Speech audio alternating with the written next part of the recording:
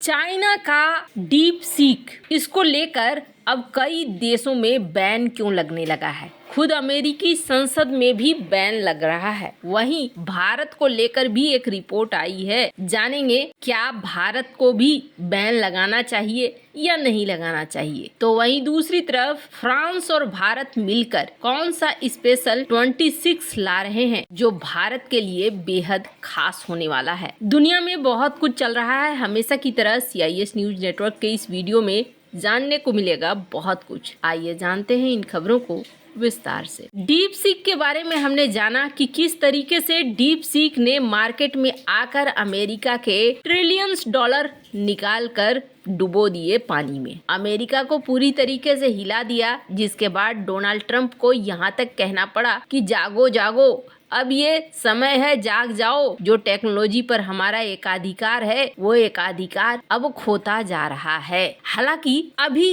ये देखने को मिल रहा है कि अमेरिका की संसद ने एक बड़ा फैसला लिया है और अमेरिकी संसद ने अपने ऑफिस में चीन के इस artificial intelligence AI chatbot deep seek के इस्तेमाल पर बैन लगा दिया है। और कहा जा रहा है कि इसे लेकर US कांग्रेस में एक नोटिस जारी किया गया है कि सिस्टम में खतरनाक सॉफ्टवेयर अपलोड करने के लिए कई चैटबॉट का इस्तेमाल किया जा रहा है। इसमें डीप सीक से जुड़े जोखिमों के बारे में भी कहा गया है। US कांग्रेस का कहना है कि AI टेक्नोलॉजी में बहुत तेजी से डेवलपमेंट हो रहा है, जो हमारे सिक्योरिटी के लिए भी खतरा बन रहा है। इसलिए आप लोग इस तरह के किसी भी एप्लीकेशन को ना इंस्टॉल करें। वैसे आपको बता दूं, ऐसा नहीं है कि चाइना को लेकर ही ये बात कही गई है अमेरिका के द्वारा। इससे पहले इन्होंने ChatGPT को लेकर भी यही चीज किया था। माइक्रोसॉफ्ट के भी एक AI सॉफ्टवेयर के बारे में ऐसा ही किया था। पर यहाँ पर इटली की तरफ से ये देखा जा रहा है कि इटली में भी इसे बैन किया जा रहा है और कहा जा रहा है कि नहीं, जब तक हम पूरी तरीके से आश्वस्त नहीं हो जाते हैं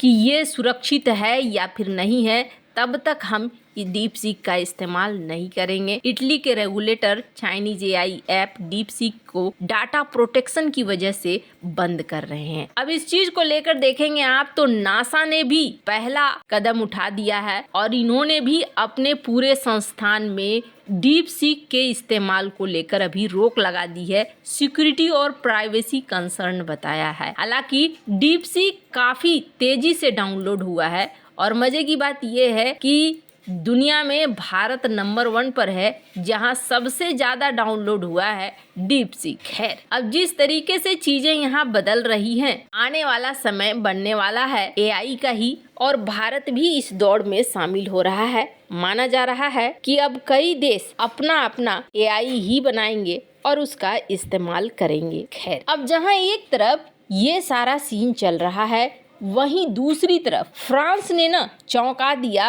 कुछ चीजों को सामने लाकर। स्क्रीन पे कुछ तस्वीरें देख रहे हैं। ये तस्वीरें हैं फ्रांस के नए राफेल वेरिएंट का, जिसका नाम है F4। इन्होंने अपना नया वेरिएंट उतार दिया है और UAE इसका सबसे पहला ग्राहक बनने वाला है। फ्रांसीसी फाइटर जेट कंपनी ने अपना बयान भी जारी करा और इन्होंने कहा कि राफेल F4 का फ्लाइट टेस्ट जल्द ही दसॉल्ट एविएशन फ्लाइट सेंटर में किया जाएगा। साल 2026 तक UAE को नए विमान मिलने शुरू हो जाएंगे। फ्रांसीसी डिफेंस कंपनी दसॉल्ट एविएशन ने यहाँ पर अपना पहला लुक राफेल F4 का दिखलाया है। आपको बता दूं, पहले UAE ने 80 F-35 फाइटर जेट की डील करी थी अमेरिका के साथ, लेकिन फिर अमेरिका के साथ डील नहीं बन पाई और कारण था चाइना। इस डील के पीछे एक बहुत बड़ा कारण था चाइना। चाइना एक पोर्ट का निर्माण कर रहा था और उस समय अमेरिका ने एक शक जाहिर करा था। अमेरिका ने कहा था कि ये जो पोर्ट है ये बहुत ही खतरनाक होने वाला है और इस इंफ्रास्ट्रक्चर में चाइना की मौजूदगी है। अब इसके बाद UAE और अमेरिका के बीच में तनातनी बढ़ती चली गई और उन्होंने फिर कॉन्ट्रैक्ट को कर दिया कैंसिल। कॉन्ट्रैक्ट को कैंसिल करने के साथ इन्होंने फ्रांस को दे दिया था वही 80 फाइटर जेट का कॉन्ट्रैक्ट और ये F4 का कॉन्ट्रैक्ट हो गया। ये जो तस्वीरें देख रहे हैं 29 जनवरी को एक समारोह के दौरान इन्हें दिखलाया गया है और फ्रांसीसी वायुसेना अभी F4 का इस्तेमाल कर रही है। दूसरा देश अगर कोई बनेगा तो यूएई बनेगा। अब आपके मन में ये ख्याल आता होगा कि भारत ने जो खरीदा है राफेल, वो राफेल कौन सा है? वो राफेल है F3 और यूएई ने जो खरीदा है वो है F4। दोनों में क्या अंतर है? क्या बहुत ज्यादा अंतर है? यूएई जो राफेल फाइटर जेट खरीदने वाला है F4 वेरिएंट, उसमें कई सारी चीजें अलग जरूर है, लेकिन बात करें भारत की तो इंडियन एयरफोर्स के राफेल में कई सारी मॉडिफिकेशन किए गए और ये मॉडिफिकेशन भारत की जरूरतों के अनुसार किए गए। कहा जा रहा है F3 वर्जन में ही 13 मॉडिफिकेशन भारत ने करवाए थे और ये मॉडिफिकेशन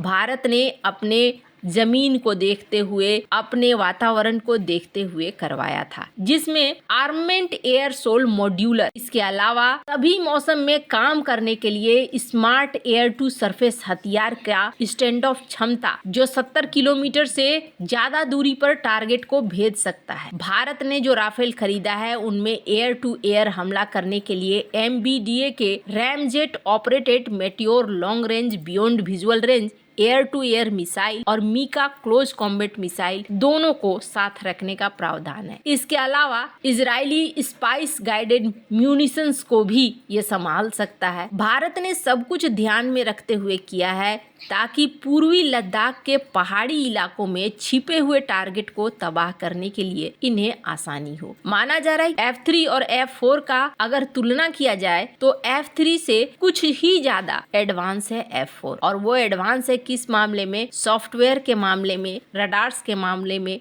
और हेलमेट माउंटेड डिस्प्ले क्षमता के मामले में और भी कुछ चीजें हैं जो कि इसके सेंसर को मदद करती है। लेकिन अब जो भारत और फ्रांस मिलकर फैसला ले रहे हैं वो फैसला भारत के लिए बहुत ज्यादा महत्वपूर्ण होने जा रहा है, क्योंकि भारत और फ्रांस की मुलाकात होने वाली है 10 से 11 फरवरी के बीच। पीएम मोदी फ्रांस जाने वाले हैं और यहाँ माना जा रहा है कि भारत और फ्रांस के बीच में एक बड़ी डील फाइनल हो जाएगी, जिस बड़ी डील को नाम दिया जा रहा है स्पेशल 26, जो खास तौर पर भारत के लिए फ्रांस बना रहा है और ये है राफेल एम के साथ साथ 3 स्कॉर्पियन परमाणु पनडुब्बियों की खरीद पर मोहर लगाया जा सकता है। माना जा रहा है कि इस साल हर महीने भारतीय नौसेना को एक नया समुद्री जहाज मिलने लग जाएगा और राफेल एम और स्कॉर्पियन की खरीद संबंधी घोषणा हो सकता है पेरिस यात्रा के दौरान हो या वापस लौटने के दौरान हो। पर यहाँ पर 26 राफेल मरीन को क्यों खास बताया जा रहा है, तो इसके पीछे सबसे बड़ी चीज ये है कि राफेल के दोनों वेरिएंट में 85% कंपोनेंट समान है। इसके स्पेयर पार्ट से जुड़ी कोई भी कमी या समस्या नहीं आने वाली है। दूसरी चीज ये मानी जा रही है कि राफेल मरीन जेट को एंटी शिप स्ट्राइक के लिए सबसे अच्छा बनाया गया है और ये न्यूक्लियर प्लांट पर हमले के हिसाब से बना है। यानी कुल मिलाकर